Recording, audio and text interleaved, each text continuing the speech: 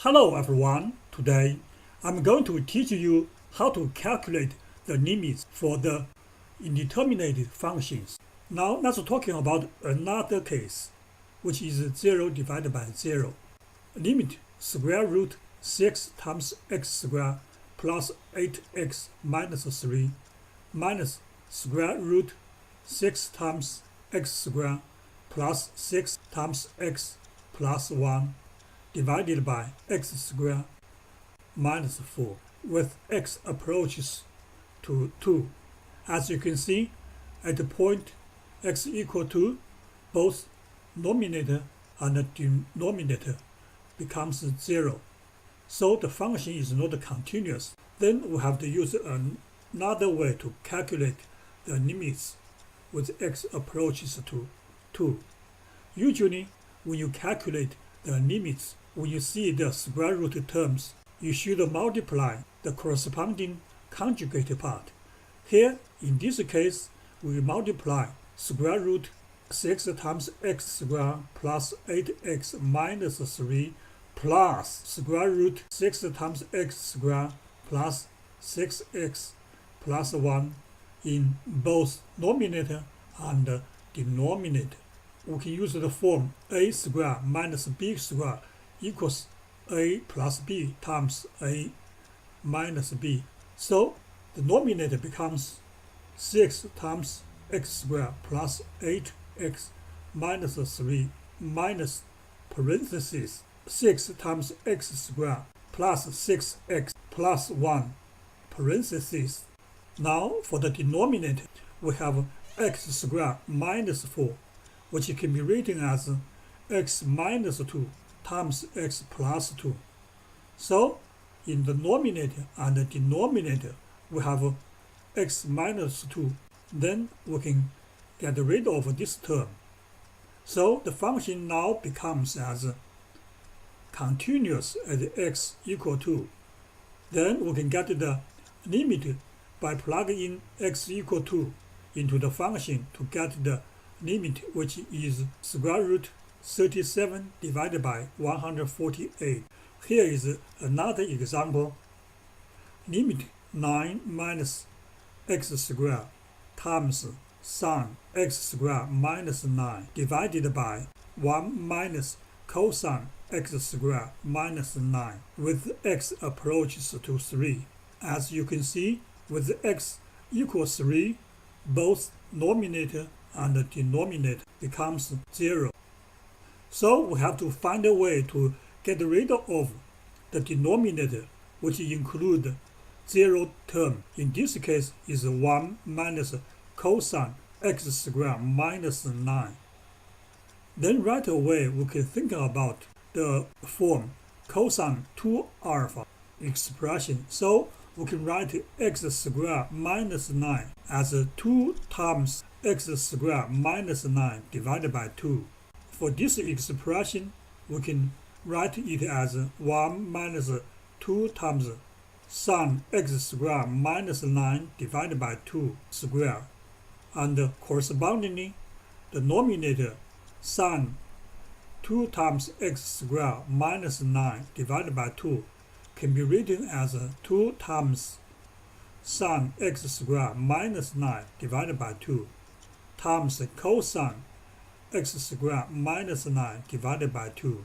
Then after simplification, we can get 9 minus x squared times 2 times sine x squared minus 9 divided by 2 times cosine x squared minus 9 divided by 2. For the denominator, we have 2 times sine x squared minus 9 divided by 2 squared. So we can rewrite this expression as 9 minus x squared times cosine x squared minus 9 divided by 2 divided by sine x squared minus 9 divided by 2. Now in the denominator, we only have sine function. Right away, you will think about the formula in which limit sine x divided by x with x approaches to 0 equals 1. So we can write this part as sine x squared minus 9 divided by 2 divided by 9 minus x squared, with x approaches to 3, which is similar to x squared approaches to 9, or x squared minus 9 approaches to 0. Then for this expression, so if you prefer, you can replace x squared minus 9 divided by 2 as a y. Then you can get limit sine y divided by y with y approaches to 0 equals 1. So for the denominator, we can get the 2, and the numerator cosine x squared minus 9 divided by 2. With this parameter goes to 0, the cosine 0 is 1. Then we get the value is minus 1 divided by 2. Now let's talking about another case. Infinity minus infinity. Here we have limit 1 divided 1 minus x minus 2x plus x squared divided by 1 minus x cubic, with x approaches to 1. So as you can see, at x equals 1, these two terms becomes 0.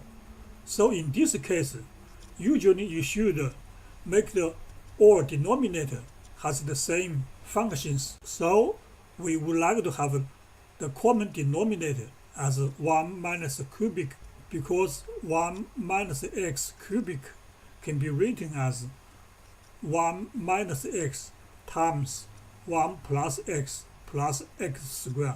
So we should multiply 1 plus x squared in both numerator and denominator for the first part. After some simplification, we can get the expression as limit 1 plus x squared minus 2x minus x squared divided by 1 minus x times 1 plus x squared.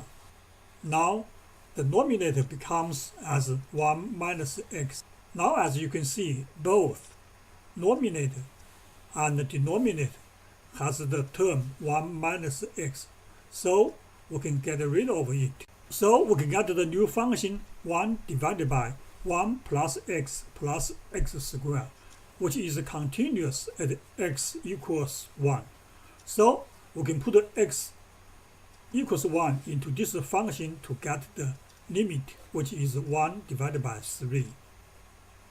Now let's talking about another case, 0 times infinity. Here we have limit sine x times 1 divided by tangent x, with x approaches to 0, both sine x tangent x becomes 0. However, as we know, tangent x can be written as sine x divided by cosine x. Then we can get limit sine x times cosine x divided by sine x, which becomes only cosine x with x approaches to 0. So we get the limit 1. This is all for today. Thank you for watching.